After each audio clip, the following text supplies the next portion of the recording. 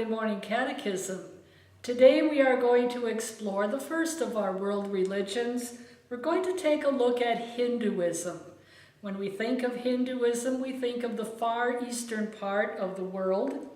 Hinduism began centuries before the birth of Jesus Christ. Underlying the human self and animating it is a reservoir of being that never dies and is unrestricted in consciousness and bliss.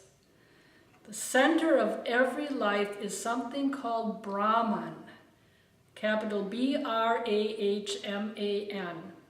which means the Godhead.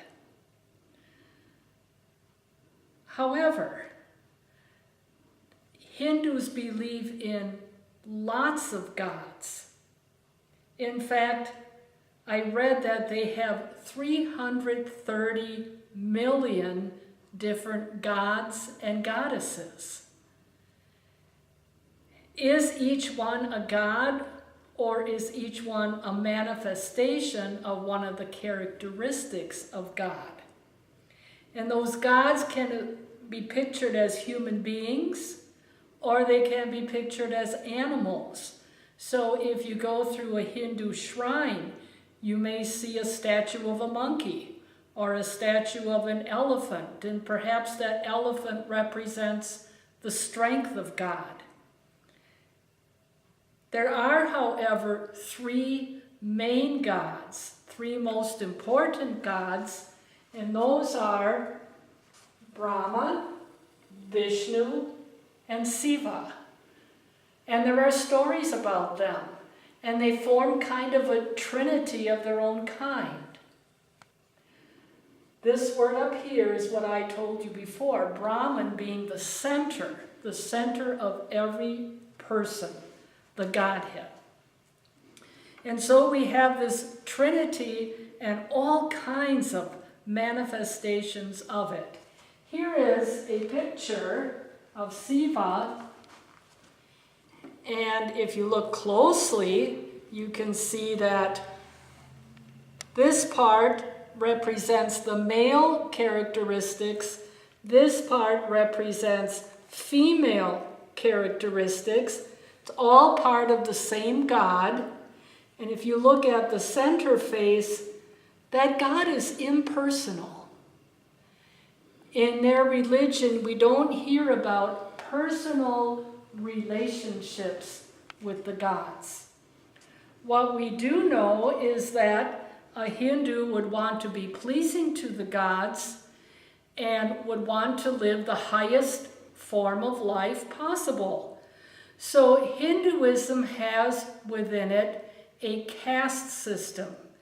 Hindus believe that the soul never dies, but it moves from one being to another. As one being dies, the soul moves into another being.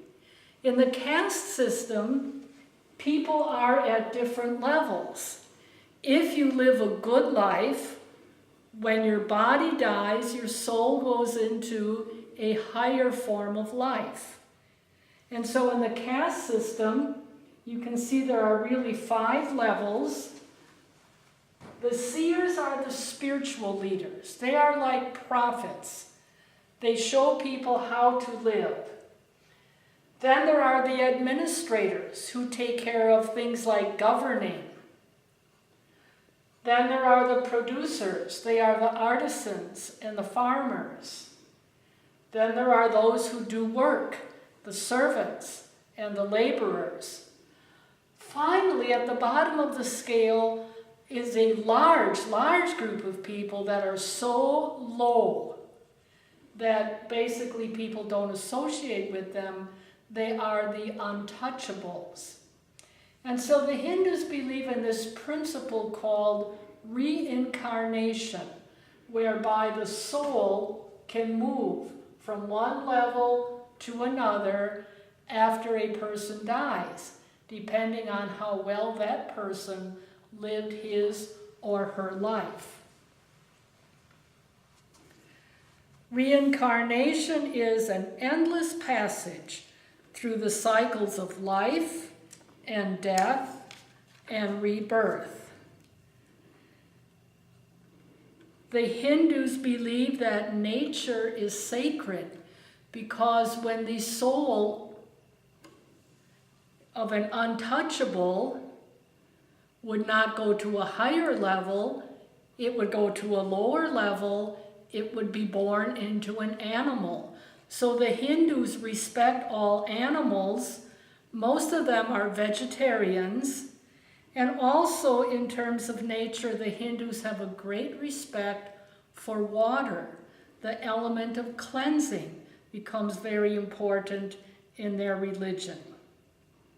In terms of worship, people privately may offer something to their gods, but there really are no community celebrations.